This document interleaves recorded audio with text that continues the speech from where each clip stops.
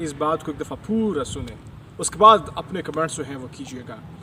अगर किसी को आप पहले चावल खिलाते हो, फिर गोश्त खिलाते हो, फिर उसके बाद उसके सामने दाल पेश करते हो, वो दाल जो है उसको कबूल करेगा? आप लोग खुद के, आप लोगों को फिर वो दाल जो है वो पसंद आएगा खाना? नाशुक्री की बात नहीं कर रहा हूँ। हमारा मिजाज इस तरह बन गया है, हम लोगों ने मिठास चखी है गोश्त और चावल की। किस तरह से? इस तरह से।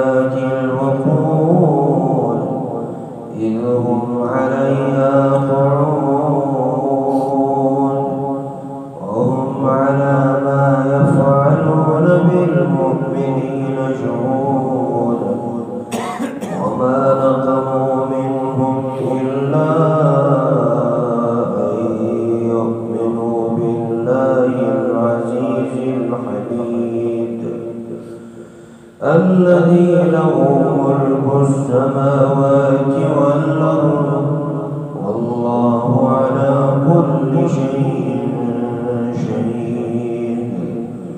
إن الذين فتنوا المؤمنين والمؤمنات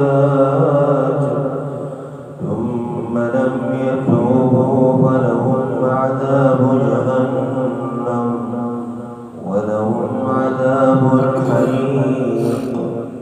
إن الذين آمنوا وعملوا الصالحات لهم جنات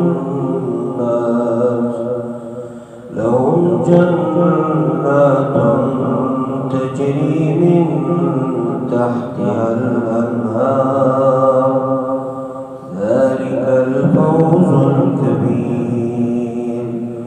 إن بطش ربك لشديد.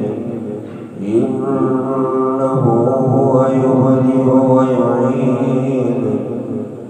هو الغفور الودود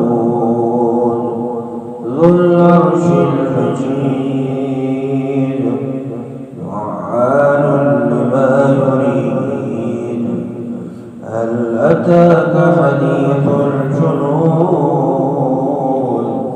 فرعون وثمود بل الذين كفروا في تكذيب والله من